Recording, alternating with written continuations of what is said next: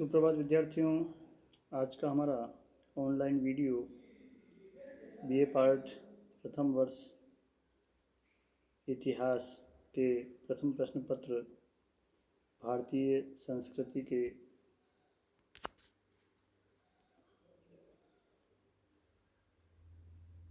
संस्कृति के मूलाधार में पौराणिक धर्म की विशेषताओं के ऊपर आज का एक छोटा सा ऑनलाइन वीडियो है।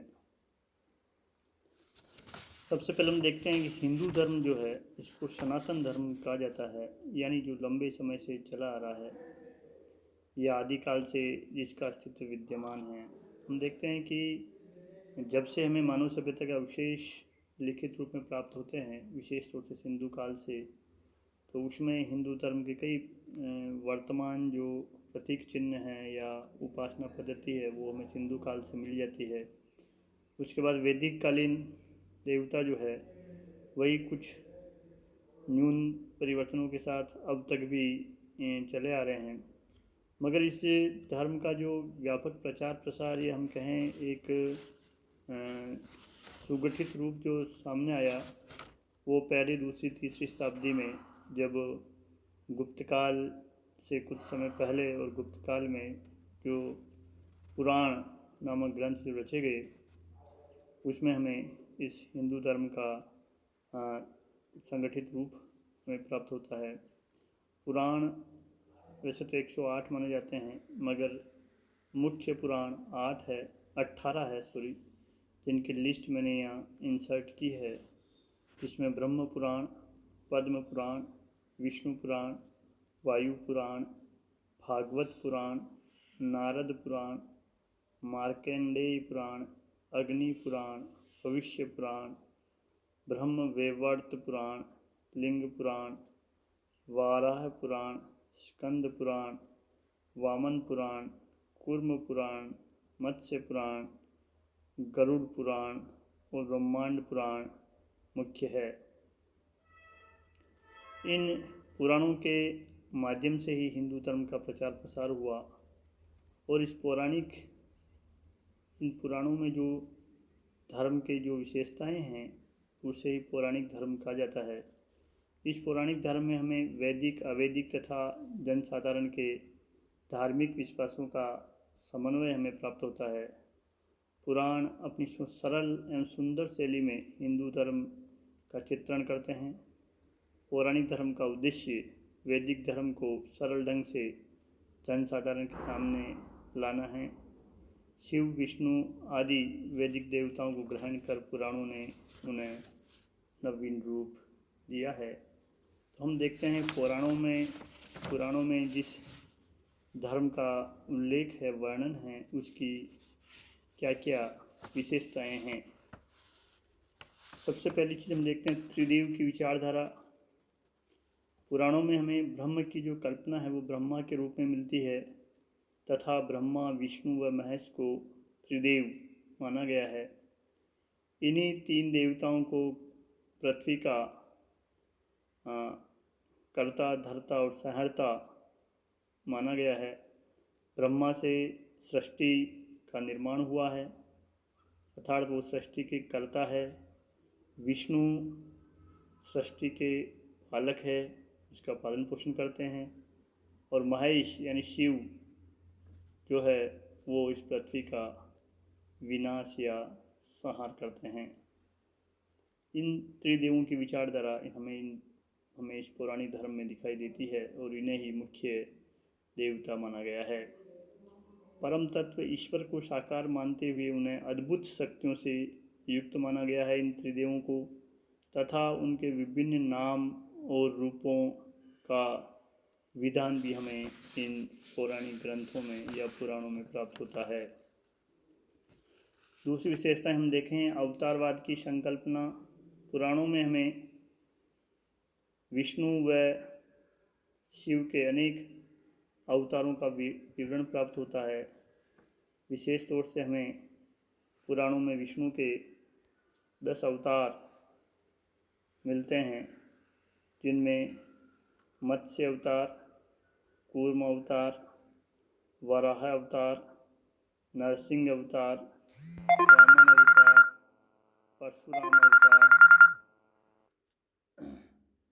राम अवतार, कृष्ण अवतार, बुद्ध अवतार और कल के अवतार है। इनमें से विष्णु ने अभी तक 9 अवतार ले लिए हैं, जबकि अंतिम कल के अवतार भविष्य में होने वाला है। ऐसी कल्पना की गई है कि कलयुग के अंत में विष्णु हाथ में तलवार लेकर श्वेत अश्व पर सवार होकर पृथ्वी पर अवतरित होंगे, वह दुष्टों का संहार करेंगे तथा पृथ्वी पर पुनः सतयुग स्थापित होगा।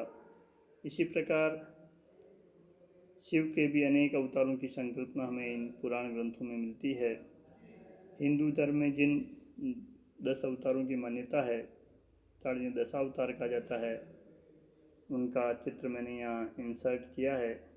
चित्र सहित हम समझ सकते हैं कि कौन कौन से अवतारों में किस प्रकार का मुख्य भूमिका या उनकी मुख्य रूप विष्णु का रहा है। भक्ति का विकास। भक्ति का पूर्ण विकास हमें पौराणिक धर्म में मिलता है। ईश्वर की कृपा से ही मुक्ति संभव है तथा ये कृपा व्यक्ति को भक्ति से ही मिल सकती है। पुराणों में भक्ति के अनेक प्रकार बताए गए हैं।